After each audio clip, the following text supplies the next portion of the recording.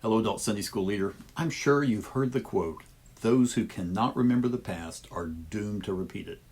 Well, this is even true in family dynamics. We get a lot of things from our parents and even prior generations. Some of it's genetic, like physical characteristics, but also parents contribute to a child's mental, emotional, and spiritual development. Parents even help develop a child's physical abilities and their talents. I've always wondered if Archie Manning had gone into, let's say, accounting instead of football, would his sons Eli and Peyton have both become Super Bowl winners? Well, who knows? And it's probably pretty evident that a child can pick up a parent's negative habits as well. So here's just a couple of examples. Children of alcoholics, they're 4 times more likely to abuse alcohol than those whose parents are not alcoholics. And similarly, children of drug addicts are 8 times more likely to develop a drug addiction. We also see a pattern in the family tree of Abraham. In the book of Genesis, there are 3 times that a man goes to a foreign land and tells his wife to pretend to be my sister. Abraham does that twice in Genesis 12 and Genesis 20. Then his son Isaac does the same thing in Genesis 26. And this deception wasn't just limited to husbands and wives. In the next chapter, Genesis 27, which we had in our lesson a couple of weeks ago, Isaac's wife, Rebekah, told her son Jacob to pretend that he was somebody that he wasn't to deceive his father. In last week's lesson, which is a few chapters later in Genesis, I covered last week that Rebekah's father, Laban, asked his daughter, Leah, to pretend that she was somebody else, Rachel, to deceive Jacob. Well, in Genesis, there are 3 different times when a wife is having difficulty conceiving, so she forces her servant to sleep with her husband so the wife can inherit the children. We see this with Abraham and his wife Sarai, and then her servant Hagar, Isaac's wife Rachel and her servant Bilhah, and then Isaac's other wife Leah and her servant Zilpah. We've looked in our last 2 lessons about parental favoritism and the effect it has on a family. Isaac favored Esau and his wife Rebekah favored Jacob. And in this week's lesson, we'll see that Jacob also had a favorite son, Joseph, and that led to more lies, deception, and heartache. So we're continuing in the unit called Negotiating Family Conflict. This is the 5th lesson called Joseph and His Brothers, Family Jealousy. The focal passage is entirely out of the book of Genesis chapter 37, and the point is this: unchecked animosity can lead to greater harm within the family. Well, our first set of scriptures is Genesis 37, verses 1 through 4. But let's first look at this family chart of Jacob. He had 2 wives, we mentioned that earlier, Leah and Rachel, who each had servants, Zilpah and Bilhah, respectively. Now, Jacob had children with all 4 of these women. I guess this could be a new TLC show called Sister Wives Old Testament Edition.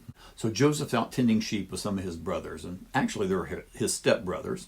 Joseph's mother was Rachel, and these brothers were sons of Bilhah and Zilpah. These 2 women were servants of Leah and Rachel, and they're called concubines elsewhere, but wives here. You might think that of a concubine kind of like a legitimized mistress, but in this culture, a concubine was actually a secondary wife, inferior to that of a regular wife, but still a wife nonetheless. So the use of the term wife here should not really alarm us. Now, as we look at the family tree of Jacob, also known as Israel, we see that the 2 secondary wives each had 2 sons. Gad and Asher were Zilpah's, and Dan and Naphtali were Bilhah's. Well, the stepbrothers must have done something to upset Joseph. They could have been mean to him, or perhaps they were doing something unethical in the sheep herding business. But regardless, Joseph thought it was something worth telling his father Jacob about. But you know what?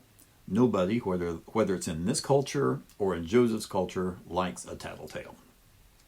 After all that stuff that Jacob went through with his brother Esau, because of their parents each having a favorite son, you'd think that Jacob wouldn't do the same thing. But just like I talked about earlier at the beginning of this video, what one experiences as a child often gets repeated to their children.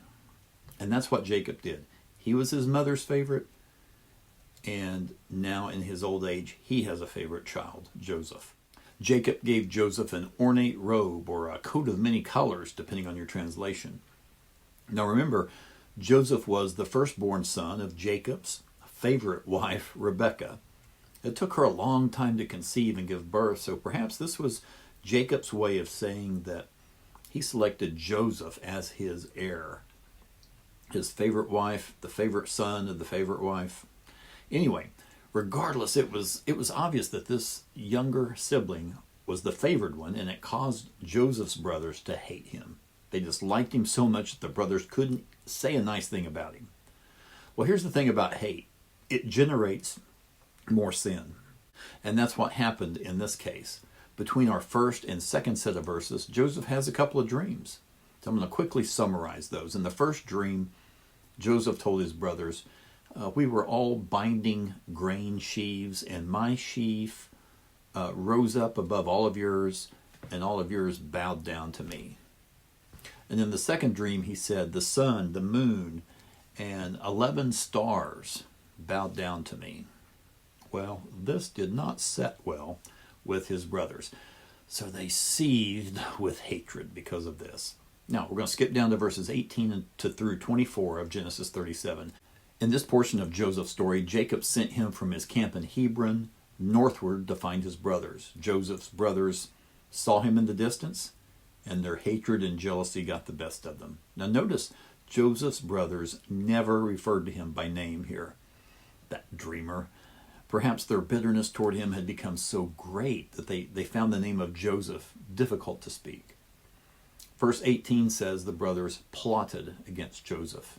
Now the Hebrew word translated plotted always refers to devising evil plans.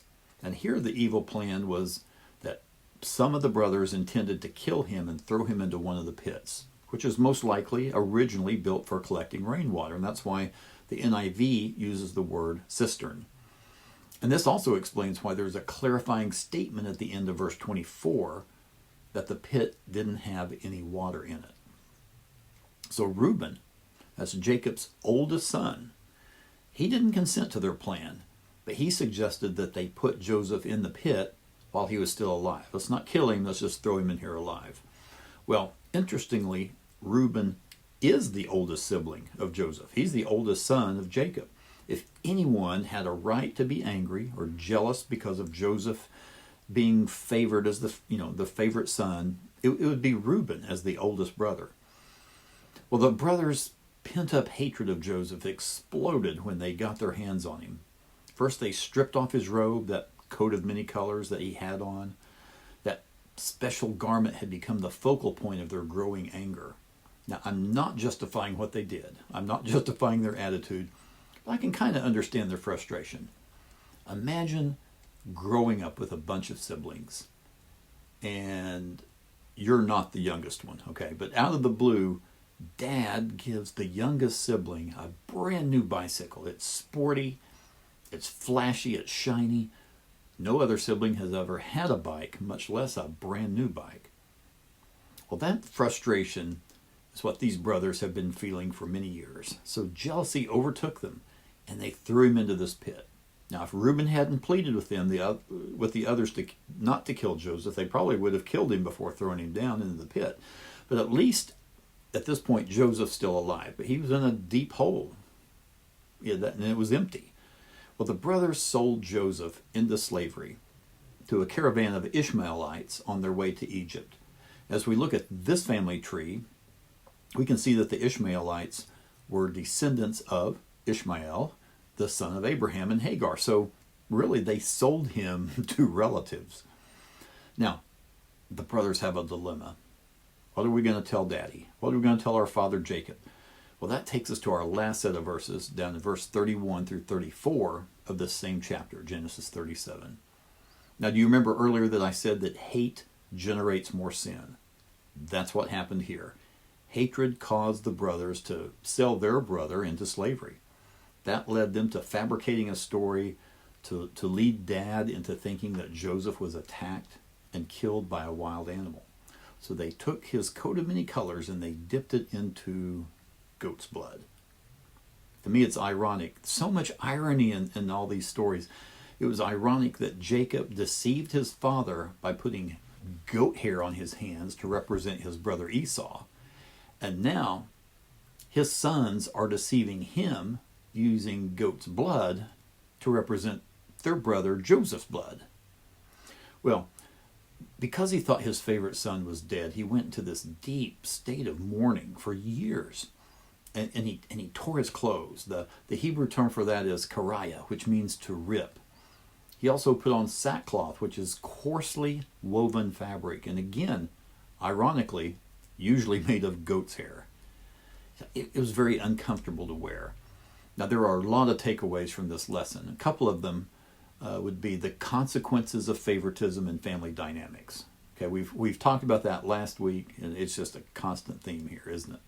And also the impact of jealousy and sin, the impact that they have on relationships, family relationships and others. So let's ask God to point out any areas of our lives where we're jealous or that we show favoritism. Well, next week we're going to conclude our study on navigating family conflict as we once again look at Joseph and his brothers and their reconciliation, and that's going to be in Genesis 41 and 47. So thank you guys so much for watching. I do appreciate you. Don't forget, pray for, pray with your class.